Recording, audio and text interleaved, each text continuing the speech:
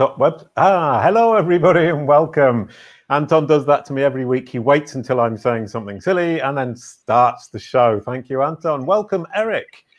A quick hello and we're good to go. Welcome to the show, Eric Schwartzman.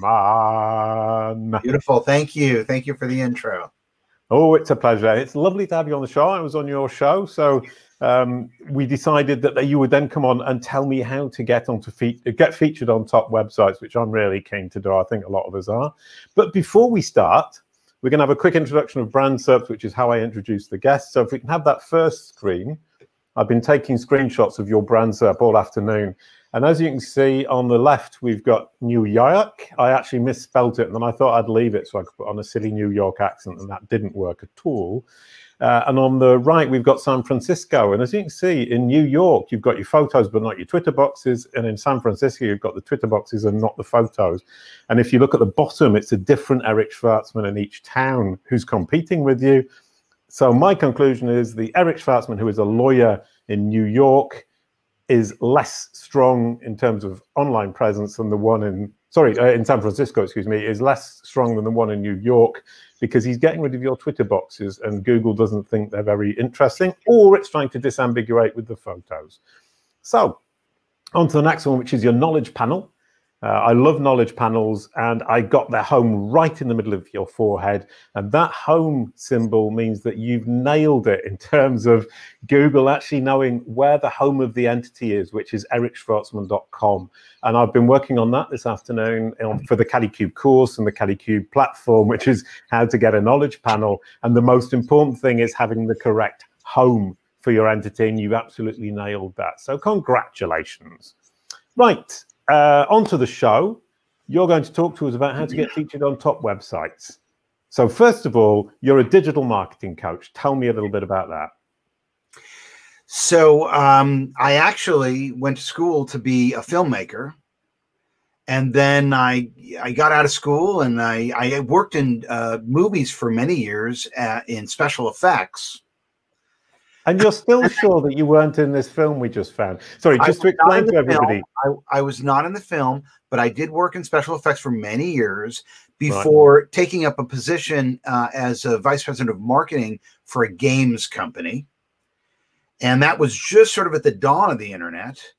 And that led to a position at a large entertainment PR firm doing public relations at the Grammys and the Academy Awards and the Olympics, major events. And I sort of heard the calling of the internet, and I launched a SaaS company, which was one of the first companies that managed online newsrooms for companies that didn't want to tax their IT staff with handling it. So a point-and-click content management system for PR people. And that was pre-social networks. And then as the social networks started to pop up, we integrated them into our service, into our platform. I sold the company after that. Oh, so you're now rich. Jolly good. I'm really, really keen to talk more to you. If you're really rich, you're now my best friend in the whole universe. And since then, you've become a digital marketing coach rather than carrying on the PR industry. But how to get featured on top websites is really to do with PR, isn't it? It's to do with relationships and getting that good press out there, or am I jumping the gun? So much, Jason. I mean, I remember the days when you got press by getting a dual pocket presentation folder, printing out press releases and biographies and publicity stills, stuffing them into the folder, closing it up. You called it a press kit, and you snail mailed it to a reporter. And then you called them to follow up and try to get them to write a story. That's where it started. I'll tell you what, that sounds a lot like pitching for gigs in the 90s when I was in a band. That's what I used to do. We had a press kit that we printed out, sent it snail mail, and rang out and said, do you want to have my group on in your pub or club in some town in France? So we actually have a similar past. How very nice. And what replaced that sheet that you sent out for the band in the music business? MySpace. Right. So exactly right. I'm good at this. Have you seen?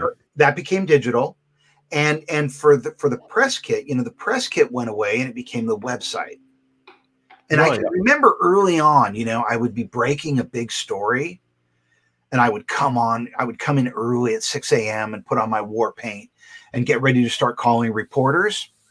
And I remember, gosh, it was probably around the early 90s. I'd be pitching and I'd hear keystrokes in the background. And they were Googling me as I pitched. Oh, which means, and as Anton very cleverly just put up there, that's your brand SERP. And so kind of you're saying a website, which is, yeah, that's the controlled press kit, but the brand SERP is actually a kind of press kit, isn't it? No, I disagree. I would say that you're not allowed to disagree. It's my show. The brand SERP is the press kit. Yeah, sorry, brand SERP is more. The brand SERP is more what people think about the press kit than the press kit itself. Oh, the I press like kit that. Itself is your website. Right. No, I like that a lot. Yeah.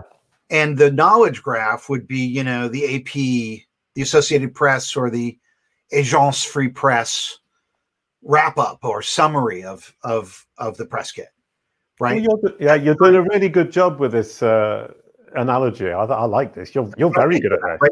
You've got truth, you've got opinion, and then you've got what you say about yourself.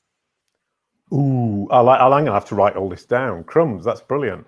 Very different. Very different. Okay. So anyways, I remember I'd be pitching these stories and they'd be Googling in the background.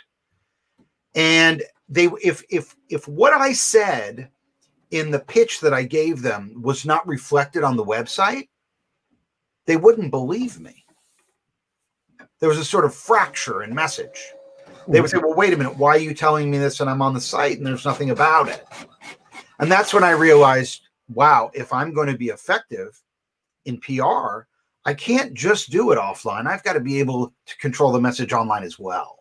Right. What year was this? Gosh, I launched iPressroom in, I want to say, I'm so bad with years, around 05. And we signed Xerox, we signed Target stores, right, LinkedIn, big companies, Toyota, and it took off. And actually, interestingly enough, my partner, the tech guy, was a Russian guy. And so we had offshore web development just outside of Moscow, right, and we had sales in Santa Monica. Okay, brilliant. So in fact, like 2005 is when you started this whole thing up, and then it developed over several years, and then you sold it off. And what happened through that process is I realized that PR had changed as a result of technology, and that PR wasn't really traditional public relations anymore. It had become this broader spectrum of disciplines known as earned media. Right. Okay. So now that idea of earned media, I mean, so obviously you've moved from PR to earned media, and the idea of getting onto top websites, I'm guessing what you're going to say is you have to earn it. Well, clearly a third-party endorsement, if someone else writes something about you, that's a third party. If it's written about you in the contents of a story, editorial coverage, the impression of the reader is that it wasn't paid for, that the journalist decided that this story merited their attention and they wrote it.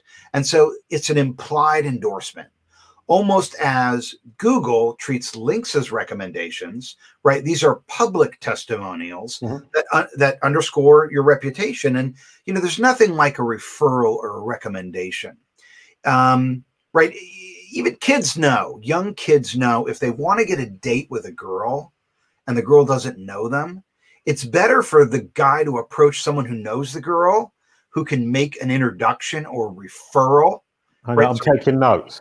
Because you don't want to be a coming from the cold, right? You want to be warm, right? And so that's where the referral comes in.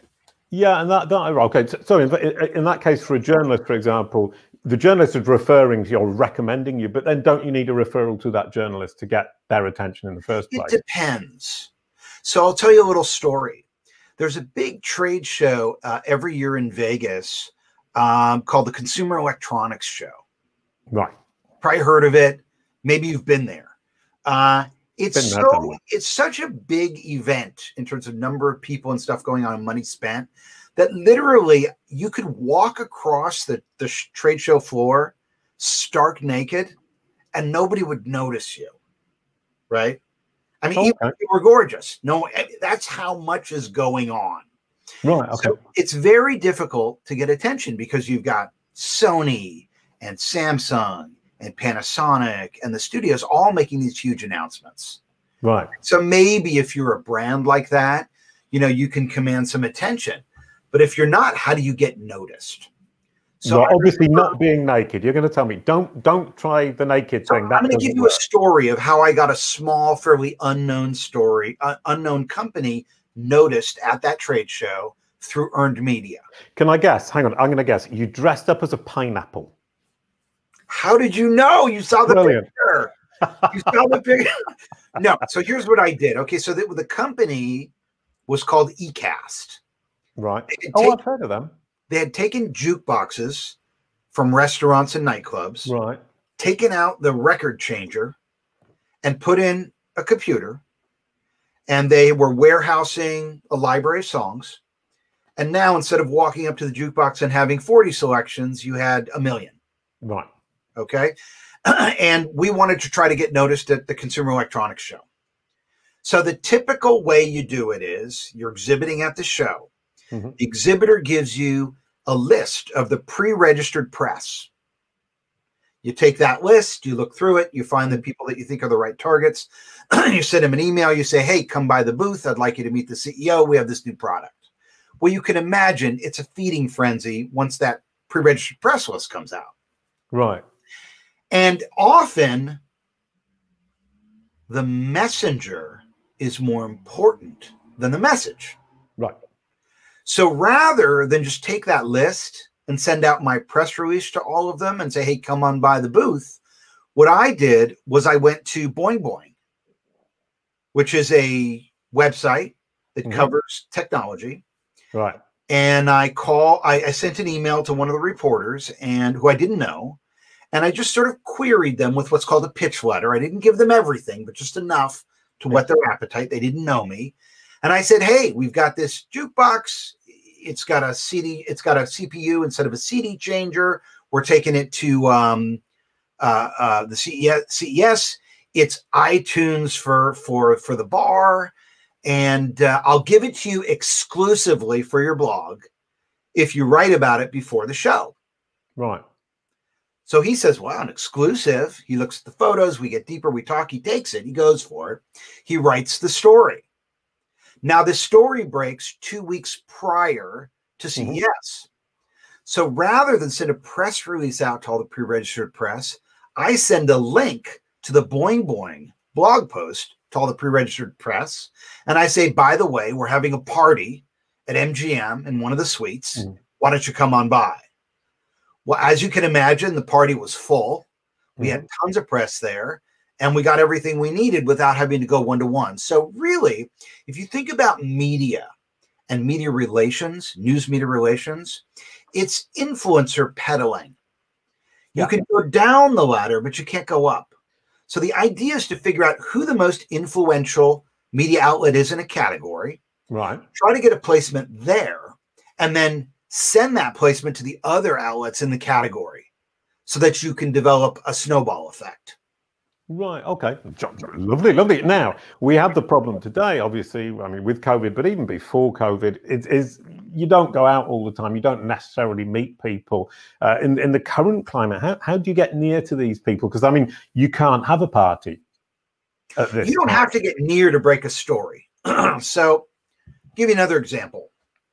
I broke a story for a technology from a guy named Steve Perlman. Steve Perlman invented QuickTime. Right. Steve Perlman launched a company called Web TV that he sold to Microsoft for nearly $1 billion. Oh, hang on. No, Web TV, because when I was doing the Blue Dog and the Yellow Koala cartoons, Web TV popped up at some point, and I can't remember quite where, and I can't remember quite when. But they were really big at one point. They sold for, I think it was $500 million to Microsoft Web TV. Right. Okay. So I'm rather underestimating the bigness. Other companies, and one of them was a company called Mova, and Mova was a company that allowed an actor to perform in front of a network of cameras, and have their performance digitized in 3D so that that information could be used for visual effects in a movie. Sure. It was used in a film called Benjamin Buttons, where Brad Pitt reverse ages. Yep. So in order to change his look. And Steve was a bit of a media darling because he had invented QuickTime and had been the driving force behind web TV. When he was getting ready to introduce this MOVA screen capture technology, he hired me, and we did something called a news media embargo. Oh, okay. It's a common practice, and here's the way it works. You want the story to break in multiple outlets on the same day to create the snowball effect. If you give it to one guy exclusively, right, then his competitors are going to ignore you, or her competitors, because they're competing for the same story and they're going to thumb their nose at you.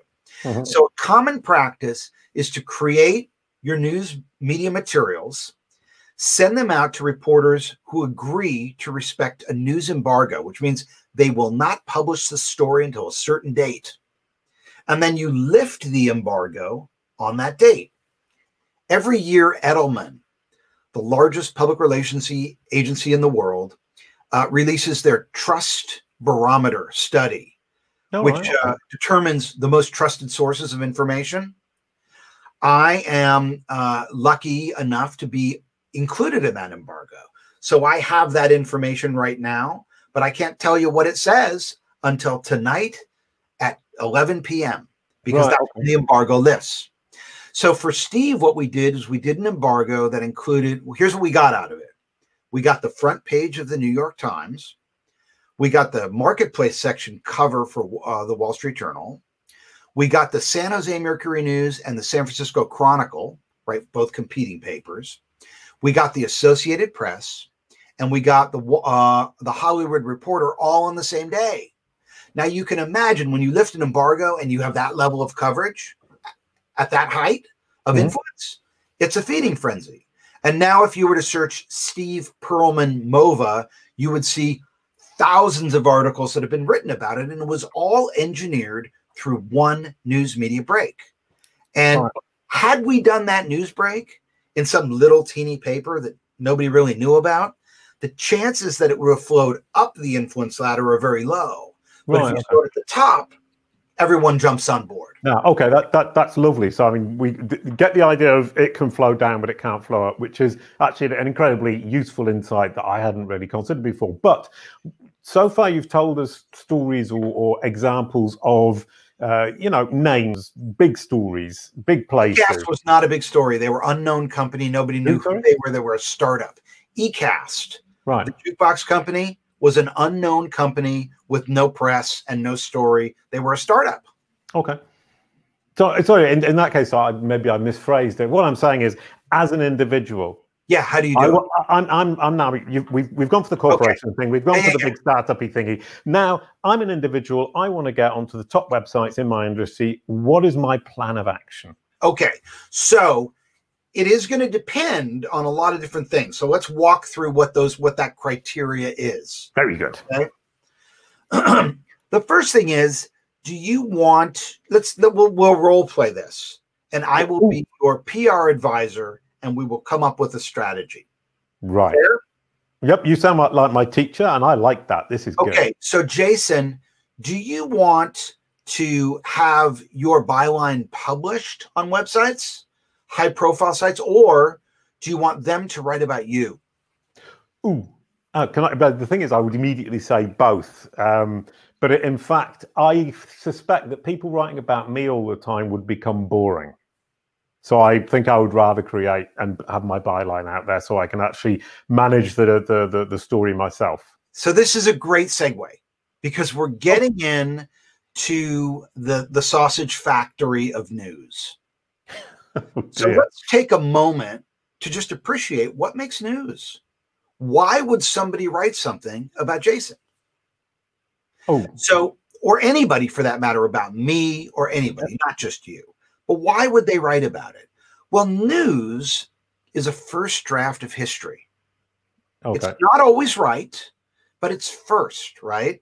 So in order to be news, it has to be new. There has to be something new that happened that is newsworthy, right? So if you think about what makes news, right? Is it new? Is it novel? Is it useful? Is it happening in close proximity to me? Does it affect my trade?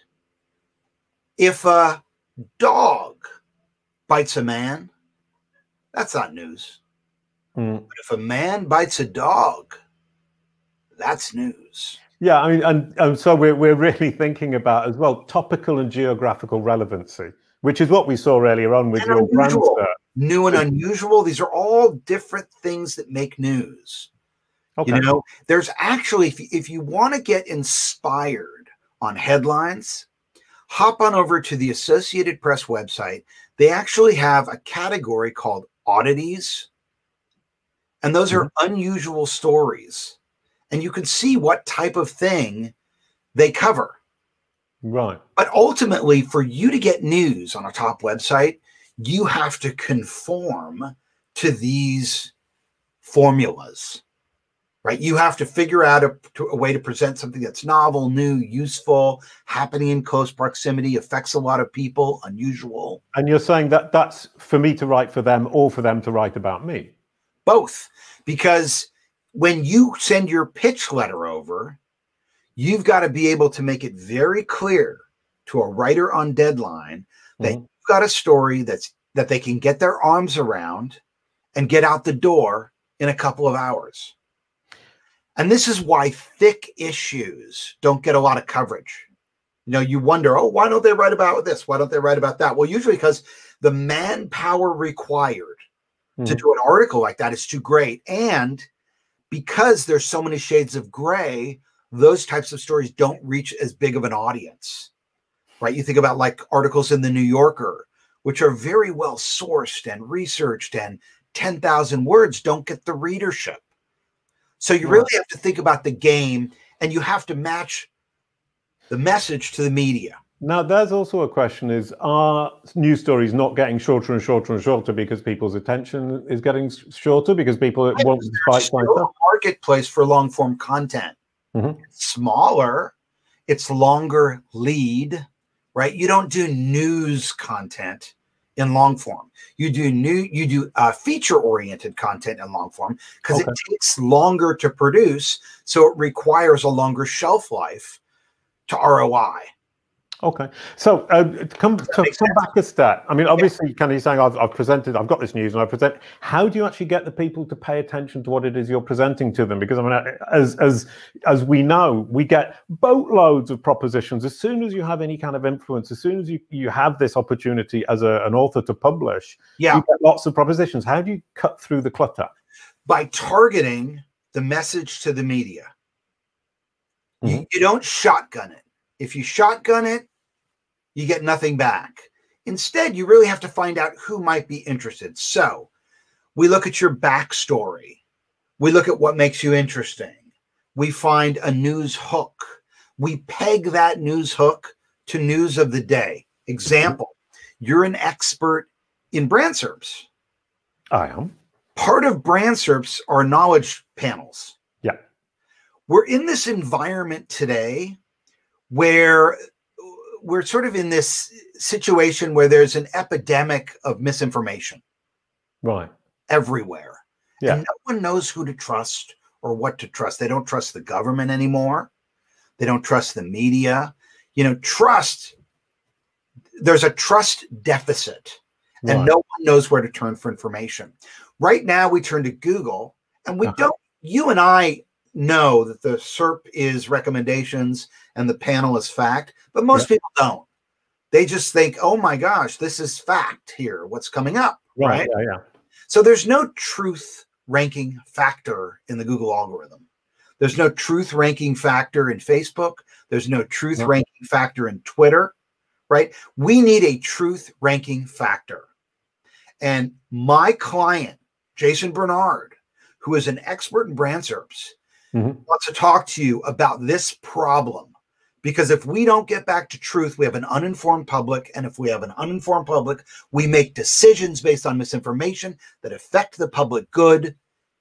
Let me get you on the phone with my guy, Jason. He can talk to you about finding the truth through algorithms. So I'm thinking out loud, but that's kind of how it might work, right? Yeah, no, I mean, the news peg is misinformation of the day.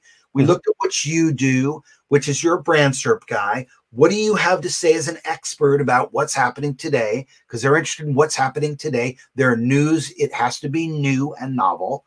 And there's your pitch. Right. No, brilliant stuff. No, I like the idea. I mean, I tend to pitch at a very low level. I mean, that's very high level pitching and getting people interested in kind of the big story. I mean, that's a truly big story. The big story, and then make it easy to write the story. Because the first thing I'm going to get back from that pitch is, well, who's he work for? What sort of background do you have? Oh dear. If I can say, you know what? He works for these 3 companies who are all clients of his. I've spoken to all of them, and I've got they can all talk to you and give you a testimonial. What did that say? I didn't read it. What did that it was somebody saying, isn't Google having the hard questions about fake news? I mean, fake news is a phenomenally big problem. I mean, that for me, that's kind of to one side. The word fake news doesn't mean anything anymore because Donald Trump rather kind of hijacked the word. And yeah, I mean, that's not really a topic I want to get into. So if we stick to, it is relevant to getting news and information. And the one point I would make about it's not relevant to pitching oneself to get in the news. No, it is, and here's why. A news media outlet has 2 sides of the house. They have the editorial house, which is opinion, and then they have the news coverage house, which is journalism. Good and point. Typically there's a wall between both. Like there's different staff and they don't mix, right? You've got the editorial page where they're writing opinions. You've got the news page where they're writing facts. Now, if you think about it, that's kind of like Google, right? Whereas the SERP, the results would be the opinion side, and the panel would be the news side. So if you're pitching, right, you want to get featured, there's 2 ways to pitch. You could pitch news, but you could also pitch an editorial.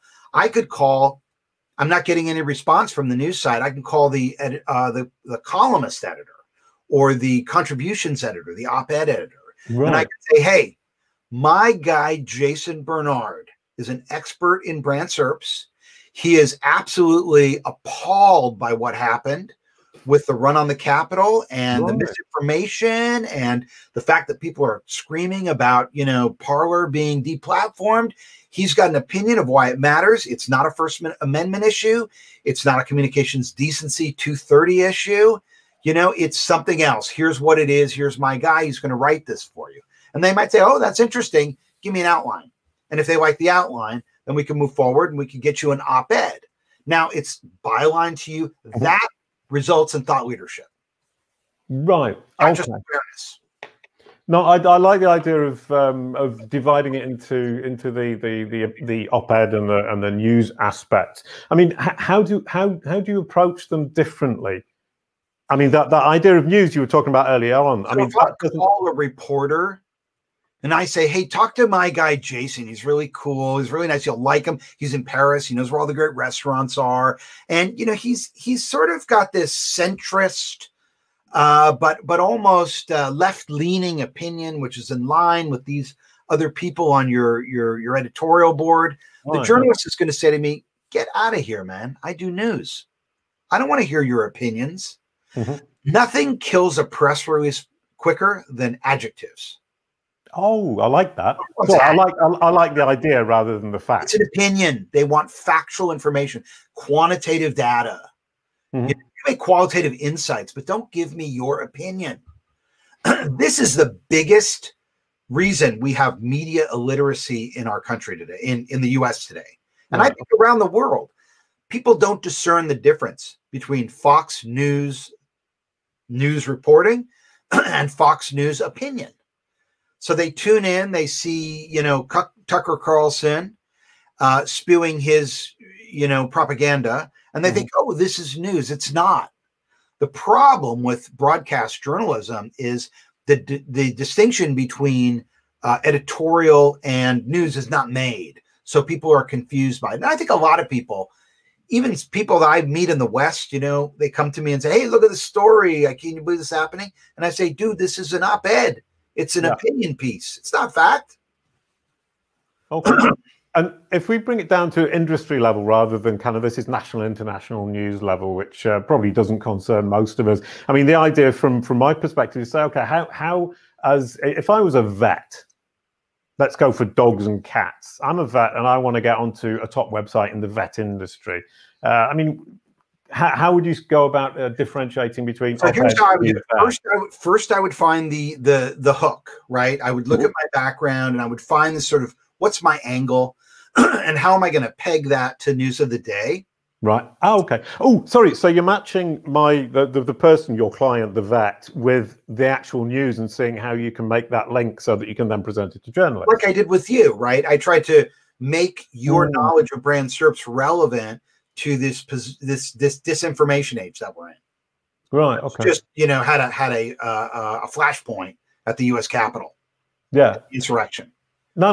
So in fact, what I'm now realizing is what you're doing is actually that leap of imagination between the two, which is really interesting. So you would find where my story fits into the news as a vet.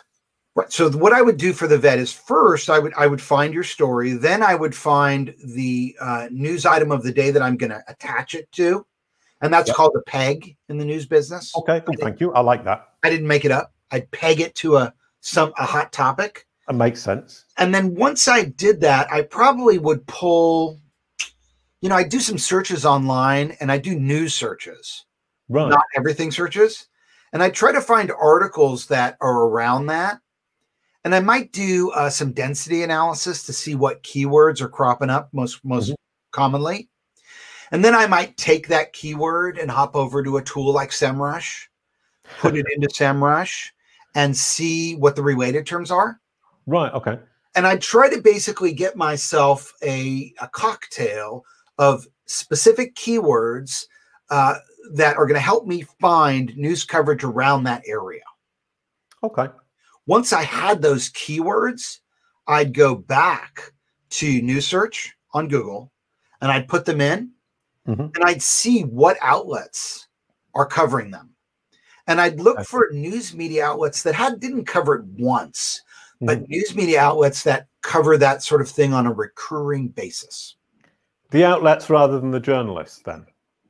I'd start with the outlets. Right. But I would definitely note whether or not the same journalists are covering this aspect of the topic over time. And I would create a media list. And then I would profile the media. When you go, you see media is playing the same game we're playing in SEO. Yeah. They want their stuff to come up first too. So what they've done is they've actually started to organize their coverage along search topics. And so you can go to any of these outlets and you can see what their menu categories are. And often they'll even have a content pavilion devoted to a certain topic that's sponsored by someone. And you can start to get the feel for who covers what. IDG, for example. IDG owns CIO, several other online news outlets. They don't cover digital transformation anywhere but in CIO. That's where it's covered. If you take a CIO, if you take a digital transformation story to one of their other outlets, they're not going to cover it. Yeah. So you're looking at both journalist or three levels, journalist, outlet, and the group level to say, actually, I can't pitch to I need to pitch according to the group, i.e. Totally. Yeah. And if you do that intel and you figure out, hey, wait a minute, my vet likes a certain procedure to treat a certain condition that's popular with dogs. And it's a procedure that's backed by this pharmaceutical company. And this pharmaceutical company gets a lot of coverage in these outlets. Perfect. Because trade media is not really investigative media. It's about doing no harm and promoting the trade.